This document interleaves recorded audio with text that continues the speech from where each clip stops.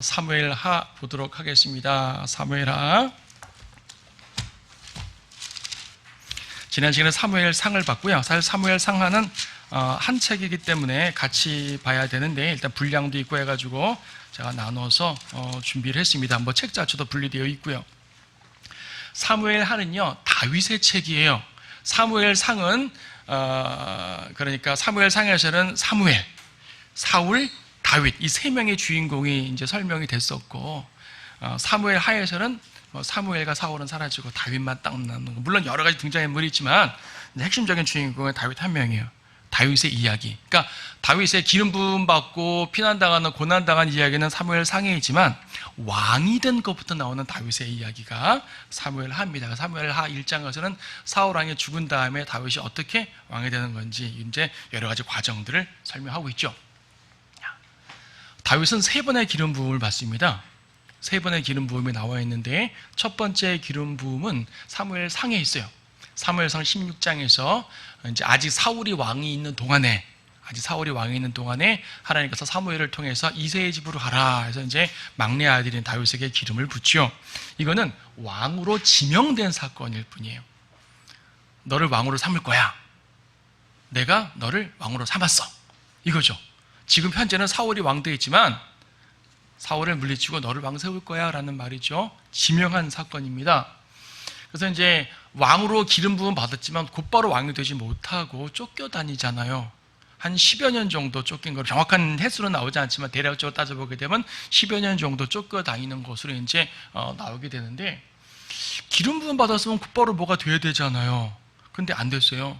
우리 주 예수님께서도 초림 때 기름 부음 받은 자, 예수, 메시아, 그리스도란 말 자체가 이제 기름 부음 받았단 말이니까 예수님도 기름 부음 받고 왕이 실제적 왕이 될 때까지 2000년 기다리잖아요. 우리 다윗도 그런 의미에서 2000년까지는 아니지만 그런 의미에서 예수님의 예표가 되죠. 다윗은 여러모로 걸쳐 예수님의 예표가 되는데 그 중에 이것도 예표가 됩니다. 자, 미움받고 쫓겨다녔어요. 두 번째 기름 부음 받은 건 사무엘하 2장에 나옵니다. 2장 3절 보게 되면 2장 4절이죠. 그때 유다 사람들이 와서 거기서 다윗에게 기름을 부어 유다 집을 다스릴 왕으로 삼더라. 여기 보게 되면 유다에서 왕이 됩니다. 이스라엘 지도를 머릿속에 그려 넣으세요. 유다와 이스라엘, 북쪽이 이스라엘이고 남쪽이 유다예요. 아직은 분열되지 않은 상태지만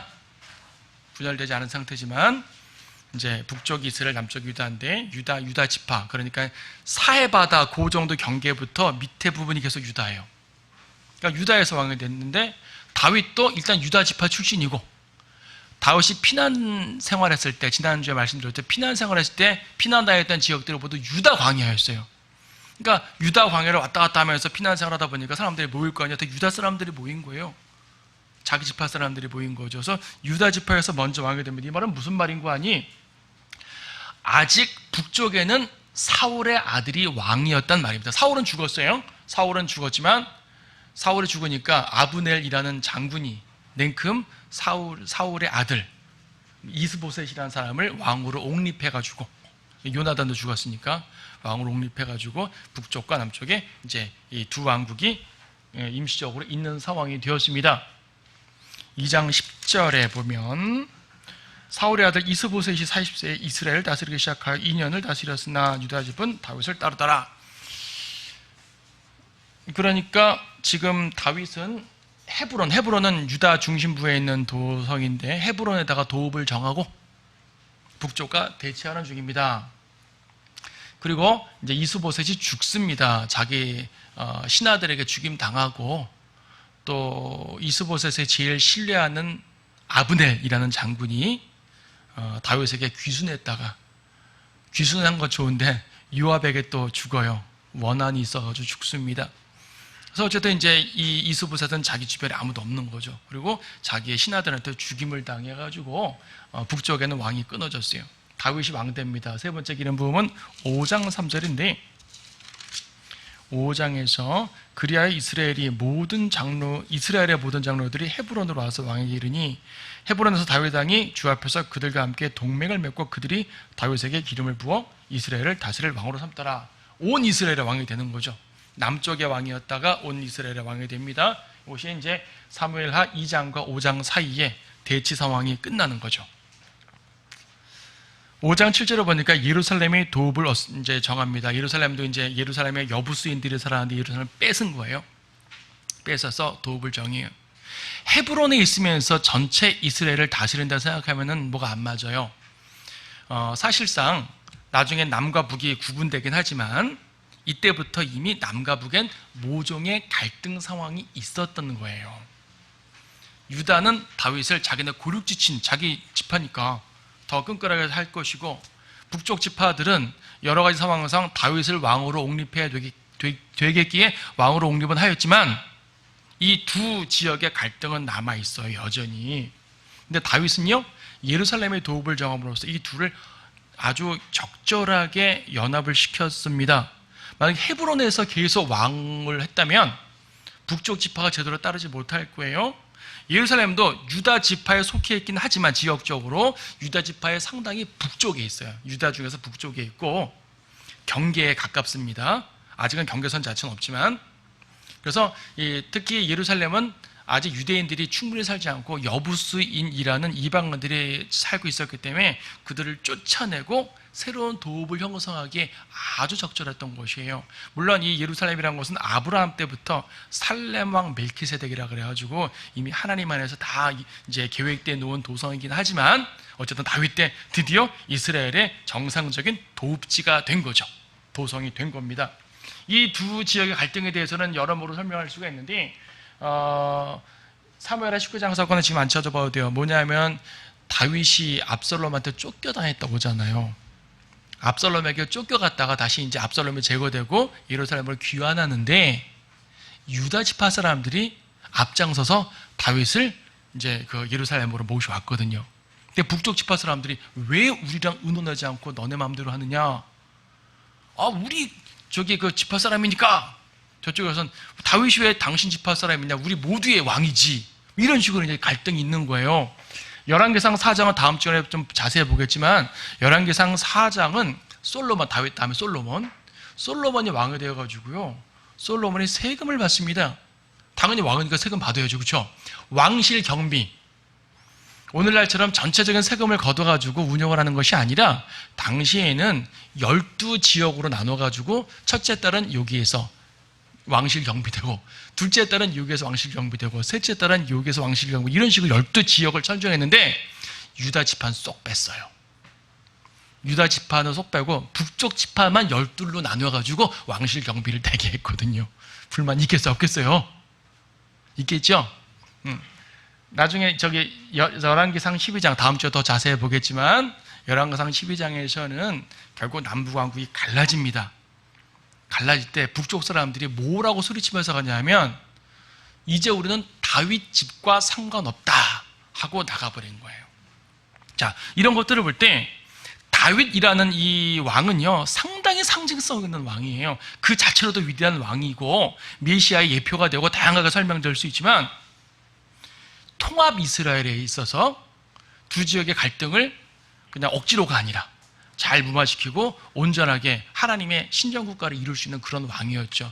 다윗은 여러모로 볼 때 정말 훌륭한 왕이었어요. 인품도 훌륭했죠. 제가 좀 설명 중에 생략하긴 했지만 사울을 죽였다라고 말하는 그 어디에요? 아말렉인 하나를 감히 사울왕 죽여하고 죽여버렸죠.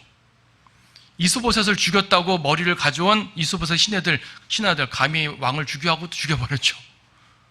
원수지만 다윗은 끝까지 존중했던 그 의로운 모습을 보였던 사람이에요. 도덕적으로나 영적으로나 어떤 교리적으로나 뭐 국가적으로나 모든 면에서 인간이니까 죄가 있긴 하지만 대부분의 면에서 훌륭한 왕, 성경에서 가장 훌륭한 왕이라서 이후에 향후에 열왕기상을 쭉 보게 되면요 왕들을 평가할 때 다윗처럼 신실했다, 다윗보다는 덜 신실했다, 뭐 이런 식으로 다윗을 기준점으로 말하는 거죠. 다윗은 그만큼 이스라엘의 상징적인 왕이에요. 자, 다윗이 예루살렘으로 온 다음에 이제 먼저 한 일이 뭐냐면은 예루살렘으로 언약궤를 모셔오는 일입니다. 언약궤가 어디 있길래 예루살렘으로 모셔올까요? 여러분 지도를 한번 봐주십시오. 이스라엘 전체 지도죠. 이스라엘 전체 지도. 뭐 지중해고, 갈릴리 바다, 요단강, 사해 바다. 이 지난번 지도에는 필리스티아가 없었을 텐데 필리스티아가 생겼어요. 필리스티아는 해양 민족으로서 지중해를 거쳐서 그리스 남부 크레테에서 건너온 민족이고, 필리스티아의 원래 근원은 이집트예요. 이집트로부터 지중해를 건너서 온 사람들인데, 그러니까 함 족속이죠. 필리스티아인들을 우리가 재판관계 때부터 봤어요. 샴갈 때 등장했고, 삼손 때 제일 크게 역사했고, 사무엘과 사울 때 이 필리스티아가 상당히 커다란 적군이었다고 말씀드렸습니다. 다윗 때도 필리스티아가 적군이죠. 이 필리스티아가 있습니다. 자, 보게 되면요, 이 부분을 좀 확대해 보겠습니다. 확대해 보게 되면은 이제 중부된 도시들이 여러 개 있어요. 예루살렘은 이제 다윗 왕의 도성이고, 실로라는 곳은 성막이 있던 곳입니다. 성막. 재판관기 사무엘상 4장에서 그 엘리 제사장의 아들들 홈리와 피네하스가 필리스티아와 전쟁하면서 언약궤를 들고 갔다가 뺏겼잖아요. 아펙에 전투해가지고 뺏겼습니다. 필리스티아 영지로 언약궤가 들어갑니다. 아스돗이라는 곳으로 갑니다. 여기에서 다곤 신전에다가 언약궤를 놔요. 그러니까 그들은 언약궤를 자기네 신전에 집어넣어 버렸어요. 모독하려고. 하지만 언약궤 앞에 다곤 신이 고개 부러뜨리고 엎어져 버렸잖아요. 가드라는 곳으로 왔더니 또 언약궤에 의해서 많은 사람들이 죽습니다. 에크론으로 와도 마찬가지예요. 에크론 사람들이 왜 그 물건을 갖고 오냐고 다시 이스라엘로 보내라고 그래가지고 벳세메스라는 곳으로 가요. 그러니까 이스라엘로 들어갔어요. 여기까지가 사무엘상 4장 이야기, 6장 이야기야. 4장, 6장 사이에 언약궤가 이동했던 상황. 그래서 언약궤가 어디 있었냐면 키럇 여아림이라는, 사무엘하 6장에는 바알레, 6장 2절에 바알레라는 말이 있는데 키럇 여아림을 바알레라고도 불렀네요. 자, 여기 아비나답이라는 사람의 집에 오랫동안 있게 됩니다. 이 키럇 여아림에 있는 언약궤를 예루살렘으로 가져오는 거예요. 다윗은 그 역할을 했습니다. 그런데 문제가 있습니다. 다윗이 언약궤를 가져오려는 것은 하나님을 옆에 두고 모시려는 이제 올바른 의도는 올바랐죠. 근데 두 번에 걸쳐 언약궤를 가져오는 시도를 하는데 첫 번째 시도는 실패했죠. 6장 4절을 보니까 그들이 하나님의 궤를 실은 수레를 기브아에 있는 아비나답의 집에서 가지고 나왔으며, 수레에다가 언약궤를 싣고 덜컹덜컹 오는 거예요. 그러니까 길이 덜컹덜컹하다가 언약궤가 넘어지려고 그러니까 웃사라는 사람이 하나님의 언약궤가 무너진다 하고 탁 손을 받쳤어요. 선한 의도죠. 나쁜 거 아니잖아요. 언약궤 딱 떨어지면 안 되잖아요. 근데 하나님은 죽였죠. 아니, 선한 의도로 했는데 왜 죽여요? 방법 자체가 잘못됐다는 거죠. 그렇죠. 이 에크론에서 벳세메스로 올 때 필리스티아 사람들은 율법을 모르는 사람들이니까 암소가 끄는 수레에다가 놓고 이제 보냈거든요. 이방인들의 방식이에요. 다윗은 이방인들의 방식을 따랐던 거죠. 이것을 다윗이 나중에 깨닫고, 이러면 안 되는구나, 잘못했구나.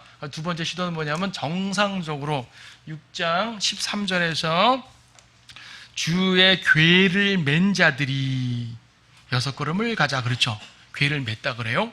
자, 이것을 자세히 설명하는 게 역대기상 15장인데, 역대기상 15장을 보게 되면 다윗이 우리가 첫 번째 시도는 잘못한 거였어 라고 고백을 합니다. 그리고 율법에 따르면, 민수기에 따르면 레위인들이 매야 돼 나오잖아요. 그렇죠. 민수기에 따르면은 성막에 있는 모든 기명들은 제사장들이 다 포장을 하고 레위인들이 어깨에 메고 나와야 됩니다. 그래서 언약궤는 채가 있잖아요. 어깨에 메라고. 그래서 두 번째는 아주 정상적으로 언약궤를 모셔왔습니다. 다윗은 언약궤를 위한 장막을 세웠어요. 이게 상당히 중요한 의미입니다. 장막 앞에서 감사제도 드리고 희생제도 드리고 무엇보다 찬양대를 운영했어요. 지금 언약궤만 가져온 거지 나머지 성막은 실로에서 조금 밑에 보면 이제 기브온이라는 지역이 있는데 일로 오게 됩니다. 그러니까 이 나머지 성막은 지금 딴 데 있어요. 성막의 나머지는 다른 데 있고 언약궤만 가져온 거예요. 언약궤만을 위한 장막을 만들었죠. 출애굽기나 레위기 율법에는 맞지 않아요. 출애굽기 레위기에는 성막이 제대로 갖춰져 있어야 되잖아요. 근데 하나님께서 허락을 하신 거죠. 허락을 하신 것이고, 언약궤를 가져왔다는 것은 무슨 말입니까? 하나님의 영광과 임재 앞에 항상 있겠다는 거예요. 시편을 보게 되면요, 다윗이 어려울 때마다 내가 주 앞에 가리라, 주 앞에 찬양하리라는 말을 되게 많이 하는데, 심지어 많은 이제 이방 땅에 있는 사람도 내가 언제나 주 앞에 갈까라는 고백을 하는데, 언약궤 앞에 간다는 얘기예요. 언약궤를 막 들춰본단 말은 아니죠. 율법에 따라 함부로 걸으면 안 되는데, 그 장막 앞에서 하나님 경배하는 것, 하나님의 임재가 항상 다윗과 함께 있다는 말입니다. 그래서 진정한 신정통치왕국이 시작되는 거예요. 이스라엘은 기본적으로 신정통치왕국이에요. 여러분, 이스라엘 역사의 첫째 왕이 누굽니까? 사울. 역사적 첫째 왕은 사울이죠. 하지만 사울은 하나님이 인정하신 왕이 아니죠. 백성들의 요구에 따라서 그냥 세운 왕일 뿐이에요. 하나님의 뜻대로 세워진 진정한 신정 왕국의 첫 번째 왕은 다윗인 거예요. 그래서 우리는 그들의 왕국을 다윗 왕국이라 부르는 거죠. 나중에 남왕국, 북왕국 갈라진 다음에도 북왕국은 여러 이제 그 다른 지파 사람이 왕이 됐지만, 남왕국은 다윗의 가문이 계속 유지가 되는 게 하나님의 언약 가운데 있기 때문입니다. 자, 이런 사람이 옮겨왔어요. 그래서 이제 진정한 신정통치 왕국이 이루어집니다. 이런 가운데 사무엘하 7장에 보게 되면 다윗의 언약이라는 말 나와요. 여러분, 신학적으로 뭐 이렇게 하나님의 경륜 이런 과목들 볼 때 다윗의 언약 이런 말 들어보셨을 거예요. 다윗의 언약.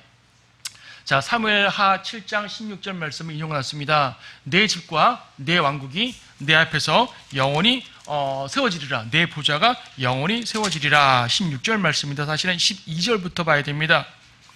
이건 지금 다윗이 이제 언약궤만 갖고 오는 것은 부족하고 성전을 제대로 짓겠다고 해요.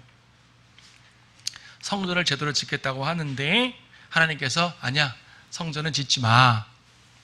저기 열왕기 상에 보게 되면 성전을 짓지 못하게 한 이유 중에 하나가 너는 피 흘리는 장소였기 때문에 내 집을 피로 물들일 수 없다. 그러니까 표면적인 이유는 그거였지만, 그렇다고 다윗의 피 흘림도 다 하나님 이제 그 역사 가운데 된 건데 그 자체를 악하다 그러는 건 아니거든요. 오히려 다윗에게 말씀하는 건 뭐냐면, 너 말고 네 아들이 성전을 지을 거야 라는 말이죠. 여러분 어떠세요? 제가 어떤 서원을 했는데 하나님이 거절하셨어요. 거절했다는 기분 나쁨보다 너 말고 내 아들을 세울게라면 저는 기분 좋을 것 같아요. 그렇지 않아요? 어차피 왕이라는 것은 자기 왕국이 이어지길 바라는 사람이지 당대에 끝나길 원하는 왕은 아무도 없습니다. 그래서 내 아들 때에 더 번성하다는 것은 기쁜 일이지 슬픈 일이 절대로 아니에요. 그래서 다윗에게 내 아들에게 성전을 짓게 할 거야, 그 아들에게 왕국을 견고해야 할 거라는 말은 다윗에게 이 거절한 책망의 개념보다도 엄청 커다란 축복이었어요. 그것은 사실은요. 그래서 12절부터 볼 때 7장 12절, 내 날들이 차서 내가 내 조상들과 함께 잠들 때 내가 내 몸에서 나올 곧 내 뒤에 올 내 씨를 세우고 내가 그의 왕국을 견고하게 하리라 그랬습니다. 그래서 이제 성전 열망에 대한 응답으로 주어졌지만, 지금 다윗에게 내 씨의 왕국, 너의 왕국, 16절도 내 왕국 그랬잖아요. 다윗 왕조의 정통성이에요. 그래서 아까 말씀드렸던 것처럼 역사적으로 첫째 왕은 사울이지만 진정한 신정 국가는 다윗부터라고 말씀을 드렸고요. 이것도 말씀드렸죠. 향후 남북의 왕국이 갈라진 다음에도 진정한 왕국의 정통성은 유다에 있습니다. 그래서요, 여기서 내 아들이라는 말이 나와요. 내 뒤에 올 내 씨, 그렇죠? 내 씨에게 아들이란 말이니까. 그리고 이 14절에서 나는 그의 아버지가 되고 그런 나의 아들이 되리라, 아들이라는 표현 나오죠. 이 말은 결과적으로 다윗의 아들이라는 말입니다. 다윗의 아들은 성경 내에 매우 중요한 용어예요. 이 다윗의 아들은 1차적으로 누굽니까? 역사적으로는 솔로몬에게 대한 말입니다. 그래서 여기에 13절에 그가 내 이름을 위하여 한 집을 지을 것이요 라고 말할 때, 이 한 집은 이제 왕국 자체를 집이라고 묘사하기도 하지만 1차적인 표면적인 말로서는 성전을 말해요. 성전을 짓겠다. 누가? 내 아들이, 내 씨가. 그래서 솔로몬의 성전 짓는다는 말을 하는 것이죠. 그리고 14절에 보게 되면 14절 중간 부분 보게 되면 만일 그가 죄악을 범하면 내가 사람들의 막대기로 사람의 자식들의 채찍으로 그를 징책하리라. 솔로몬이니까 징책한다는 말도 나오는 거죠. 하지만 이 다윗의 아들이 적용받을 진짜 인물은 바로 예수님입니다. 예수님은 신약에서 항상 다윗의 아들로 불림받았죠. 마태복음 1장 1절부터 다윗의 아들이요 아브라함의 아들은 예수 그리스도의 계보의 책이라 하면서 다윗의 아들을 강조했습니다. 복음서 내내 예수님은 소경들에게 전름발이들에게 다윗의 아들이여 부름 받고 이제 그 사역을 행하셨지 않습니까? 여기서 영원의 설이라 다윗 왕국도 사실 영원하지 않았어요. 솔로몬 왕국도 영원하지 않았어요. 바빌론에 잡혀갔죠. 끝났지 않아요. 바벨론 포로 이후에 스룹바벨이 총독이 되긴 했지만은 왕은 아니었죠. 포로 회복 이후에 이스라엘은 왕은 없었습니다. 신약에 헤롯 왕이 있었잖아요. 헤롯 왕은 다윗의 씨가 아니에요. 헤롯 왕은 에돔 출신의 이방인입니다. 그러므로 열왕기 하에서 포로로 잡혀간 이후로 다윗의 아들, 다윗의 씨 중에 왕이 된 사람이 아무도 없어요. 유일한 분이 예수님이죠. 예수님이 바로 그 다윗의 계보를 가지고 왕이 되시잖아요. 근데 초림 때는 왕이 안 됐죠. 왕으로 임명을 받았지만 현실적인 왕은 안 됐단 말이에요. 그럼 그 사이에 다른 유다 지파의 사람이 왕이 된 적이 있었는가? 2000년 이스라엘 역사가 없잖아요. 그 다윗의 아들의 이 예언을 성취할 수 있는 유일한 분은 바로 예수님밖에 없어요. 그분이 재림하셔가지고 이 왕국을 이루실 거란 얘기죠. 그래서 영원히 서리라. 내 집과 내 왕국이 내 앞에 영원히 세워지리라. 내 보좌가 영원히 세워지리라는 말은 예수님이 이루실 천년 왕국이 영원하다는 말입니다. 예수님은 천년 왕국에서도 왕이고 영원 세계에서도 왕이에요. 아까 오전 설교 시간에 성경 공부 시간에도 언급드렸지만 예수님께서는 천년 왕국에서 시작하여 영원토록 그분의 왕이 되시는 거예요.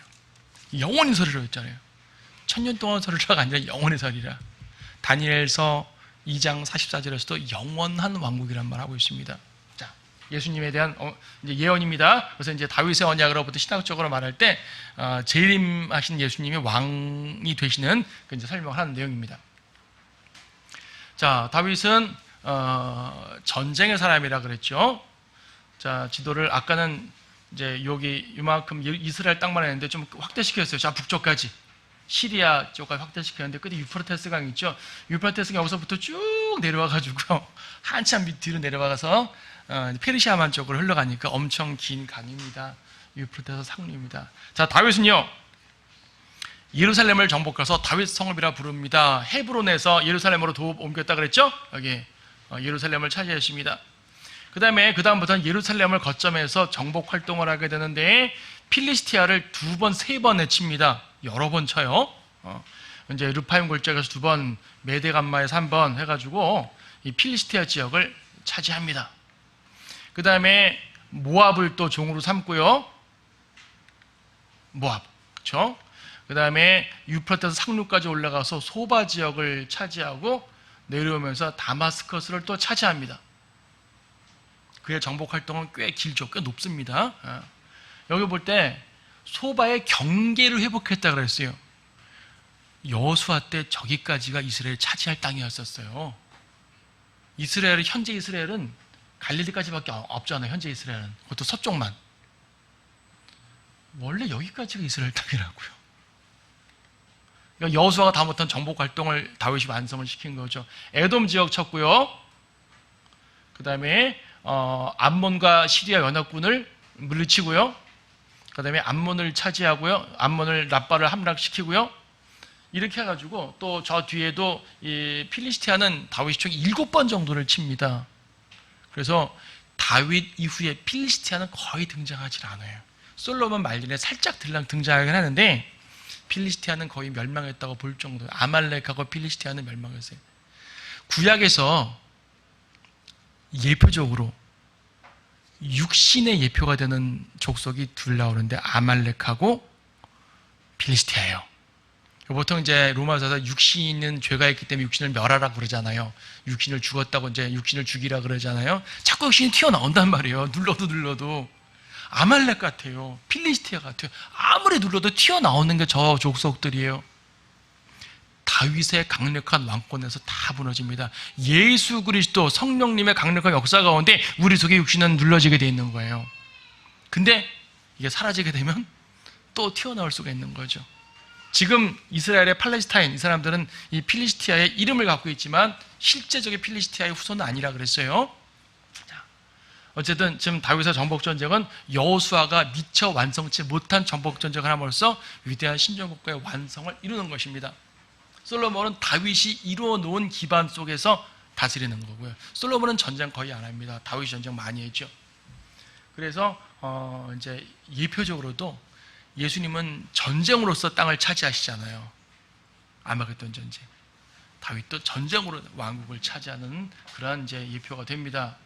하지만 아까 마지막 이 장면이 암몬을 차지하는 장면인데 암몬의 라빠를 함락시키는 과정에서 죄를 짓는 거거든요. 사무엘하 12장 보게 되면 사울이 이제 다윗이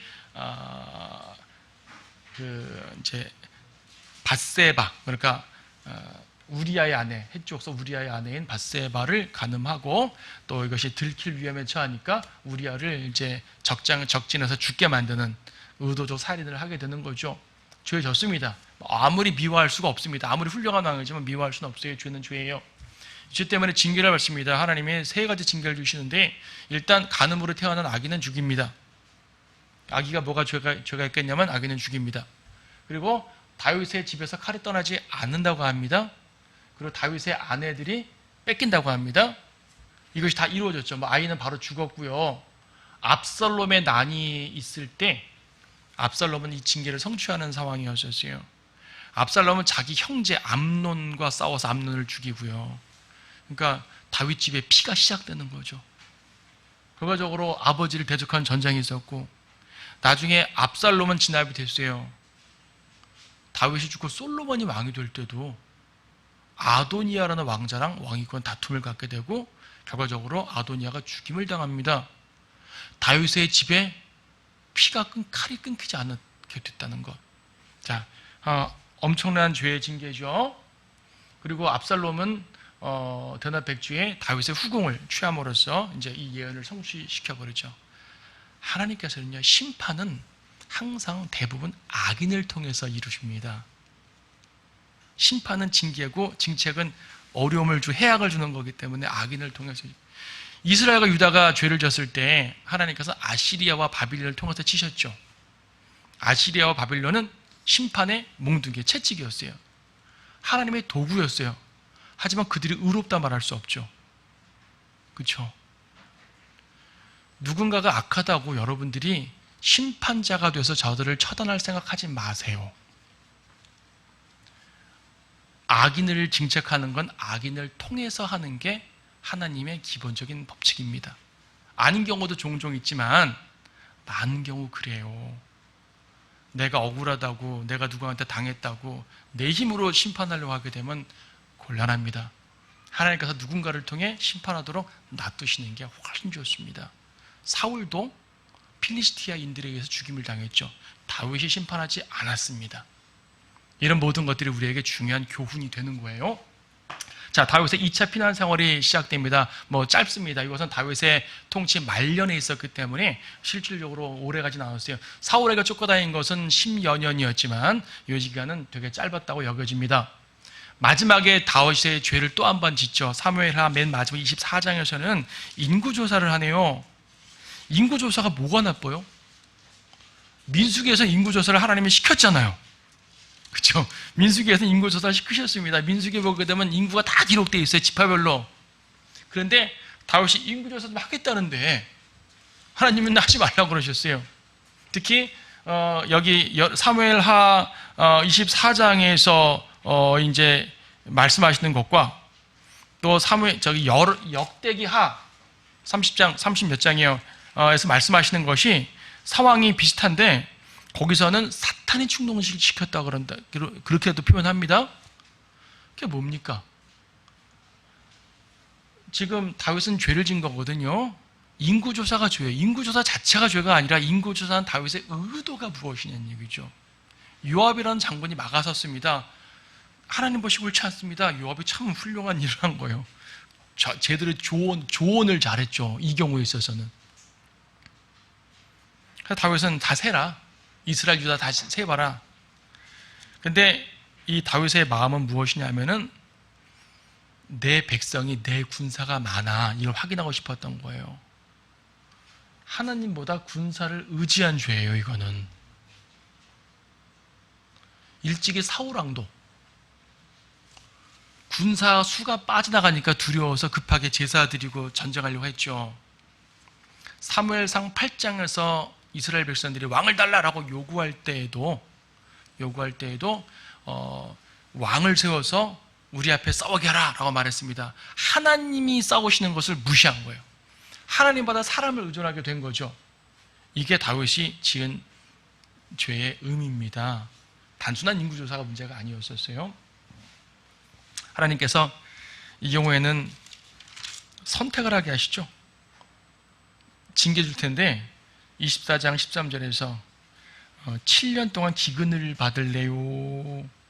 왕의 원수 앞에 3개월 동안 도망 다닐래요? 아니면 3일 동안 전염병 있을래요? 셋 다 안 줘요. 여러분 같으면 뭘 선택하겠어요? 참 선택하기 어렵겠죠. 7년간 기근, 이건 엄청나죠. 3개월 동안 쫓겨? 그래, 차라리 내가 쫓기고 말지. 어떤 사람은 다윗이 의로웠으면 두 번째 걸 선택해야 됐다라고 말하는 사람도 있습니다. 그럴 거 아니겠어요? 자기만 쫓겨다니면 되지 왜 백성 전염병을 다 죽이냐. 다윗은 내가 그동안 쫓겨다니는 게 두 번인데 또 쫓겨다니기 싫거든요. 그래서 쫓겨다니는 거는 거절했습니다. 내가 혼나도 하나님 손에 혼나지 이방인 손에 혼나지 않겠다. 이것이 다윗이 자기를 보호하려는 육신적 본능이었을까를 생각해 봤을 때 저는 그렇게 생각하지 않아요. 다윗이 3개월 동안 쫓겨다니게 된다는 얘기는 원수가 그 땅을 차지한단 말이잖아요. 원수가 왕의 보좌를 차지하게 되면 그 백성은 절대 편하지 않습니다. 몽골이 우리나라에 고려시대에 몽골이 우리나라에 쳐들어왔을 때 고려 정부는 왕을 보호하기 위해 강화도로 들어갔어요. 그동안 내륙은 쑥대밭이 됐거든요. 다윗이 왕인데 보좌를 쫓겨나게 되면 왕국은 쑥대밭이 되는 거예요. 다윗은 그건 용납할 수 없었을 겁니다. 그래서 다윗이 선택하는 게 그나마 3일 동안이니까 짧게. 근데 이 3일이요 몇 명 죽었다 그래요? 7만 명. 지금 코로나로 하루에 몇 명씩 죽죠? 지금 뭐 쌓여있으니까 많다고 하지만은 3일 동안 7만 명 아니잖아요. 거의 흑사병 수준이죠. 흑사병보다 더하죠. 하나님의 징계 무서운 겁니다, 여러분.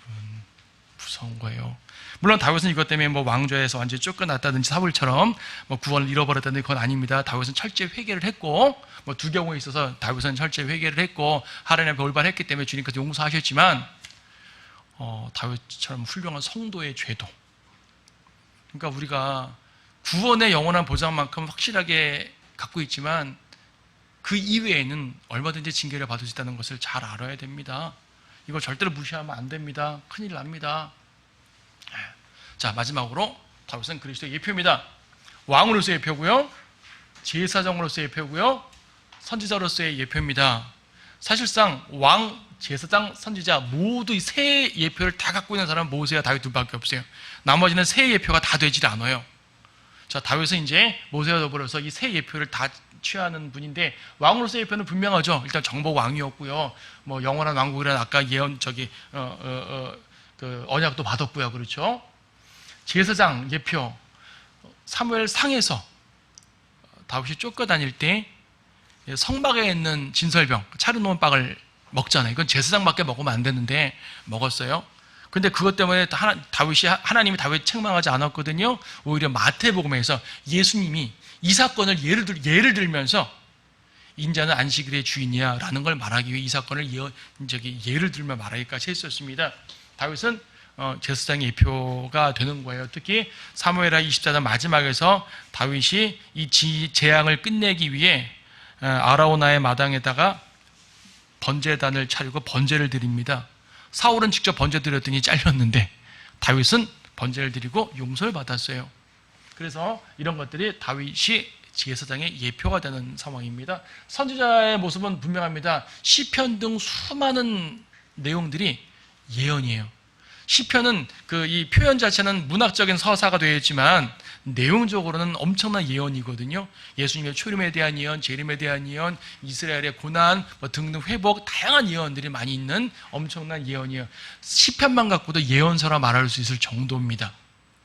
선지서들 다 합칠 만한 예언이 있어요. 그래서 다윗은 예언자예요. 선지자인 거죠. 그렇죠? 특히 왕이란 부분에서 다윗의 아들이라는 부분 아까 설명드렸죠. 특히 다윗의 장막이란 말 한번 기억해 보세요. 여러분 아모스를 볼까요? 아모스 9장 11절 말씀 보시게 되면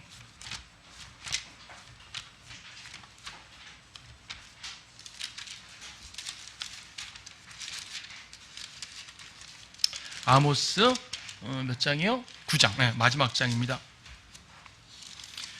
아모스 9장 11절 말씀에 이런 말씀이 있습니다. 그날에 내가 무너진 다윗의 장막을 일으키고 그 틈을 막으리라. 또 내가 그의 패망을 일으켜 옛날처럼 세우리니 하면서 쭉 서술을 하는데요. 이 뒤에 이어지는 내용을 보게 되면 천년 왕국 후에 회복되는 이스라엘을 말해요. 근데 그 모습을 다윗의 장막이라고 말해요. 이스라엘 왕국을 회복시키리니라고 말해도 될걸 다윗의 장막을 회복시키리라는 표현을 씁니다. 어떤 이들은 여기서 다윗의 장막이라는 말을 다윗이 예루살렘에 언약궤를 위한 장막을 세우고 찬양했다는 이걸 생각하는데 그것이 아니라 여기서 말하는 다윗의 장막은 다윗의 가문, 다윗의 왕국, 다윗의 보좌를 세우겠다는 말이에요. 그래서 앞으로 나타날 메시아 왕국은 다윗의 이름으로 불려지는 나라가 될 거예요. 그런 의미에서 다윗은 그리스도의 아주 강력한 예표가 되죠. 마태복음 등에서 예수님을 다윗의 아들이라고 묘사합니다. 그래서 우리는 물론 우리에게는 십자가 구세주 예수님이 더 중요한 부분이지만은 성경 전체 예언에서 주님께서 이루시는 위대한 왕국 그 왕을 우리는 우리의 주님으로 모시고 있잖아요. 그 왕이 우리의 주님이라고요. 이스라엘의 왕이요 온 세상의 왕이신 그분이 우리의 구주고 우리의 주님이고 우리의 신랑이고 그렇죠. 그분이 우리 안에 살아계시고 우리의 목자시고 다윗이 주는 나의 목자시오 고백했던 그 목자가 바로 우리를 이끄시는 목자라는 사실이죠.